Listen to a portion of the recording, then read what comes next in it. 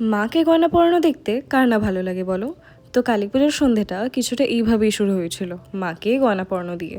আমার দাদু আর মামি সুন্দর করে মাকে সাজিয়ে দিচ্ছে, আর সত্যি গয়নাগুলো সব পরানো হয়ে গেলে মায়ের রূপটা যেন আরও সুন্দর হয়ে ওঠে, যেটা বলে বোঝানো যাবে না কখনোই। তার মধ্যেই আমার মাইমা ভোগ বানাচ্ছিল, তাই আমিও ওই ফাঁকে ভাবলাম যে যাই রেডি হয়ে আসি। পরেছিলাম বিয়ন্ড 6 ইয়ার্স থেকে এই সুন্দর শাড়িটা, জানিও কেমন লাগছে।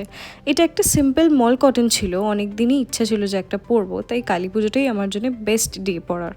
এর মধ্যেই আমি আবার বসে পড়েছিলাম পদ্ম ফুল ফোটাতে। আমার তো বেশ ভালো লাগে পুজোর কাজ করতে, আর আমি করিও খুব ভালোবেসে। তারপরে চলে গিয়েছিলাম বাজি ফাটাতে। কালী পুজোর একটা অনেক বড় পার্ট বাজি ফাটানো আমার জন্য। আর তোমরা আমার বাজি ব্লগটাতে খুব ভালোবাসাও দিয়েছো, তার জন্য থ্যাংক ইউ।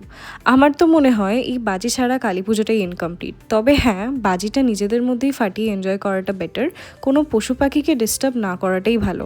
এর মধ্যে আমাদের ঠাকুরমশাই আমাদের ডেকেছিলেন আরতির জন্য 108টা প্রদীপ জ্বালাতে, তো সেটাই চলে গিয়েছিলাম। আর দিয়ে আমার মামা একটা নতুন বাজি ধরিয়েছে, সেটা কি দেখাতে ডাকছিল আমাদের।